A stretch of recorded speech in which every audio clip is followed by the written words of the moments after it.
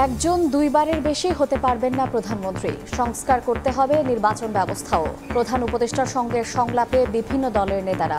যৌক্তিক সময়ে নির্বাচন আয়োজনের আশ্বাস ডক্টর ইউনূসের। নিরপেক্ষ অন্তর্ভুক্তিমূলক নির্বাচনের ব্যবস্থা করা যায়, তার জন্য আমরা আমূল পরিবর্তনে কিছু সংস্কার প্রস্তাবনা এনেছি। দেশ গড়ার ব্যাপারে আমরা আপনাদের সহযোগিতায় ছিলাম, আছি, থাকবো। নির্বাচন তো হইতে হবে যত তাড়াতাড়ি সম্ভব, তবে সংস্কার করার পূর্বে কোনো নির্বাচন হওয়া কোনো অবস্থাতে বাঞ্ছনীয় না।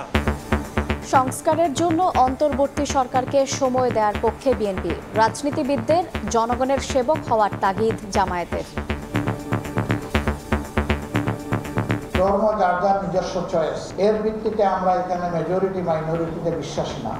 রাজনীতিবিদরা হবেন জাতির সেফ সেবক, এর বাইরে তাদের কোনো পরিচয় নেই। নতুন সরকার, একে আমাদের সময় দিতে হবে। আমরা বলেছি যে আলোচনা করে বসে সকলে যা চায় মানুষ, সেইভাবে একটা নির্বাচনের ব্যবস্থা করতে হবে। দেখছিলেন প্রধান শিরোনাম। সন্ধ্যার সময়ের সঙ্গে আছি আমি শায়লা রহমান ইমা। এবার অন্যান্য শীর্ষ সংবাদ।